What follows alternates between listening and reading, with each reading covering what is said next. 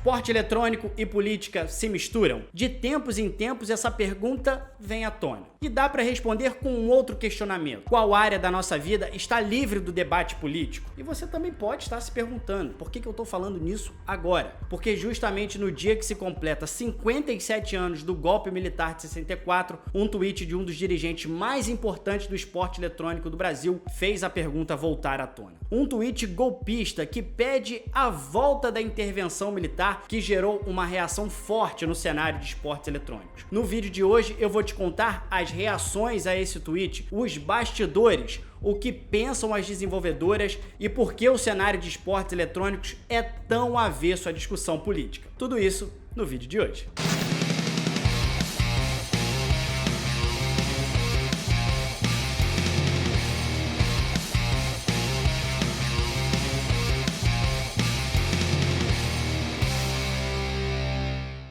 Bom, e antes da gente entrar nesse tema super polêmico, aquelas dicas de sempre para você. Se você não é inscrito no canal, já se inscreve por aqui, deixa o seu like nesse vídeo, isso é muito importante pra gente. Olha, ative o sininho, porque os vídeos aqui não tem dia nem hora para entrar no nosso canal. Sempre que uma notícia importante no esporte eletrônico acontecer, você vai ser notificado sobre o vídeo novo. E também nos comentários eu quero saber o que vocês querem ver por aqui no meu canal. Tá na hora da gente entrar no tema da semana. Dia 31 de março de 2021. 57 anos do golpe militar que afastou o Brasil da democracia por 21 anos. Um regime que torturou, silenciou e matou nomes importantes do debate político brasileiro. E mesmo tanto tempo depois, ainda existe gente saudosista deste tempo nefasto da história brasileira. E uma dessas personalidades é um dos maiores dirigentes do esporte eletrônico do Brasil. Eu tô falando de Aristóteles Azevedo, ele é um dos dirigentes da Vorax e no dia 31 de março, justamente 57 anos depois do golpe militar aqui no Brasil, foi para a internet para tuitar o seguinte absurdo. Nunca pensei que fosse parar para analisar os benefícios do exército tomar o poder novamente no Brasil. Hoje estou pensando nisso. Fechar a Globo, botar o STF para fora. Quem não sabe o que é STF é Supremo Tribunal Federal. Arrancar políticos bandidos do Congresso. Escolas com regras para o povo. PT exilado. E antes da gente analisar linha por linha deste tweet, é claro que a reação no esporte eletrônico foi forte em repúdio ao tweet de Totti. E logo em seguida, como acontece sempre neste tipo de situação, o dirigente disse que foi mal interpretado. Vamos dar uma olhada no pedido de desculpas. Falei com a Marina Leite. Marina Leite é a CEO da Vorax. E ela me comeu vivo porque eu escrevi um texto que não é aquilo que se deve postar. Até porque não penso daquela forma.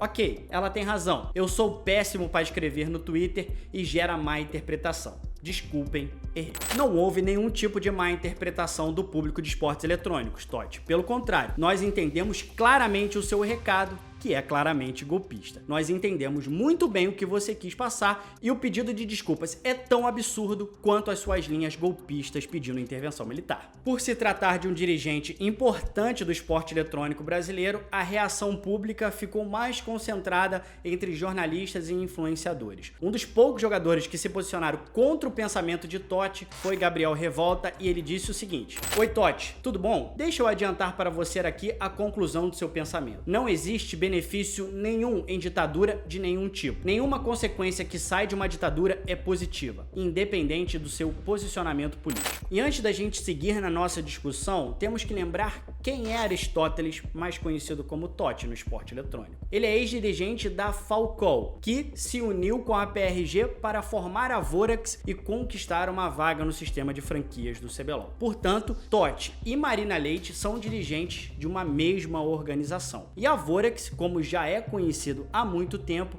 tem claramente posicionamentos muito firmes e progressistas nas suas redes sociais, completamente contrário a tudo que o Totti posta ou fala nas redes sociais.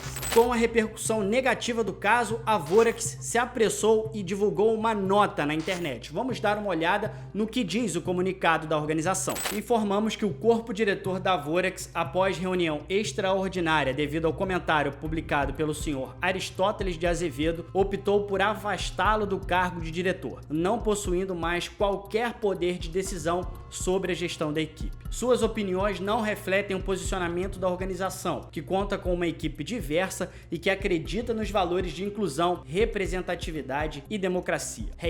#ditadura nunca mais.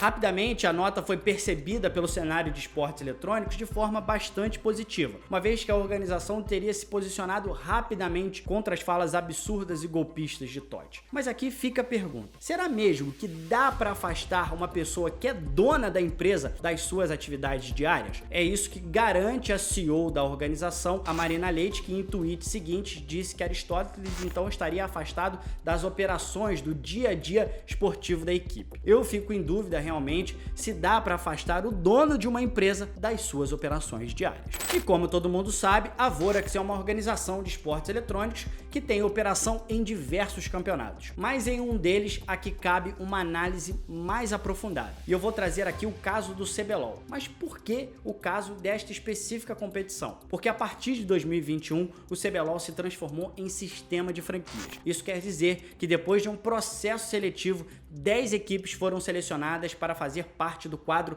societário da liga. Isso quer dizer que todos os times que estão hoje no CBLOL, de certa forma, também são donas da competição. Portanto, a fala de Totti, que é um dos times que estão presentes no CBLOL, impacta diretamente a competição, que inclusive tem no seu regulamento 2 dispositivos que abrem espaço para punição. Vamos dar uma olhada em cada um deles. O item que diz sobre discriminação e difamação é claro quando diz o seguinte: membros das equipes não podem ofender a dignidade ou integridade de um país. A gente nem precisa se alongar mais neste artigo, porque justamente a primeira linha dele já vai claramente de encontro ao que Totti diz nas redes sociais. Um outro trecho do regulamento diz sobre torpeza moral. Um membro de uma equipe não pode se envolver em qualquer atividade que seja considerada pela organização da temporada 2021 como imoral, vergonhosa ou contrária às normas convencionais de comportamento ético adequado. Qualquer fala que se dirige a um golpismo ou pedido de intervenção militar se enquadra em todos estes pontos. Muito bem, e eu procurei a Riot Games justamente para perguntar se ela iria se manifestar sobre as declarações de Totti e se iria abrir alguma investigação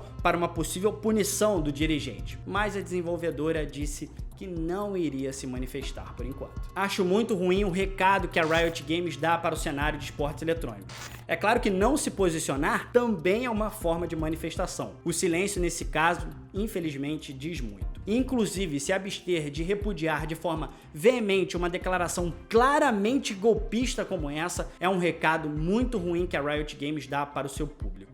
Inclusive, ela deveria punir de forma exemplar alguém que fere tão categoricamente o regulamento que ela mesma propôs para a sua competição. Ela não pode escolher quais casos ela vai punir e quais casos ela não vai punir. Ferir o regulamento deveria ser punido de forma exemplar. Não é o que parece que vai acontecer com Totti diante desta declaração da Riot Games de que não vai se posicionar no momento. Tá na hora de eu trazer aquele detalhe de bastidor para você entender um pouquinho as engrenagens do esporte eletrônico, aquele cenário que não está no Twitter, mas está nas conversas reservadas, nos grupos de WhatsApp. E aqui um detalhe estarrecedor. As falas do Totti não caíram como uma bomba nos bastidores do esporte eletrônico. E você pode perguntar, mas ué, o bastidor do esporte eletrônico é tão golpista quanto o Totti? Não, não é este caso.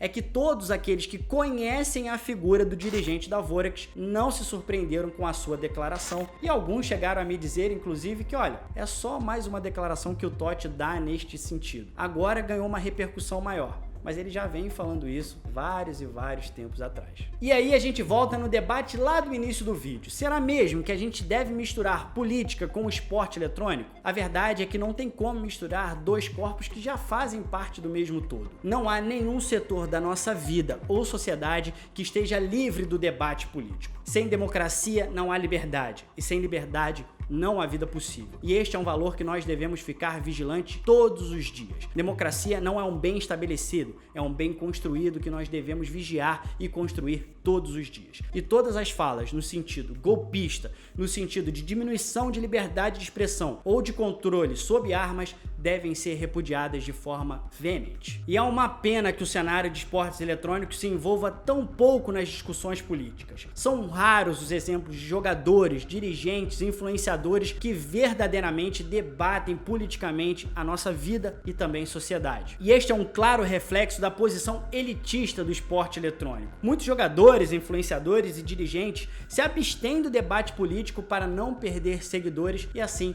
maximizar os seus lucros. Uma pena, porque a nossa vida e também sociedade vai ficando em segundo plano para os ganhos que nós temos no final do mês. Mas nem sempre foi assim, o esporte eletrônico já se posicionou quando quis. Veja só esse tweet do Jair Bolsonaro fazendo um aceno aos gamers. Veja só quantos nomes importantes da indústria do esporte eletrônico estão ali prestando seu apoio. Agora, com algum distanciamento histórico, dá para ver o erro que nós cometemos. Jair Bolsonaro é hoje o político que mais atenta contra a democracia aqui no Brasil. É por conta da sua atuação destrambelhada na pandemia que o esporte eletrônico brasileiro vai sofrendo duros golpes. Perdemos majors, perdemos campeonatos, enquanto outros países voltam à normalidade e voltam a falar, inclusive em eventos presenciais, o Brasil continua para trás com um culpado claro, Jair Bolsonaro, e também com o apoio de grande parte do esporte eletrônico brasileiro, infelizmente, como está demonstrado neste tweet. Muito bem, uma discussão pesada, mas super necessária para o crescimento do esporte eletrônico aqui no Brasil. Se você curte o meu conteúdo, se inscreve aqui no canal, deixa o like nesse vídeo, muito importante para que a gente ajude a levar esse debate político também para o esporte eletrônico. Ative o sininho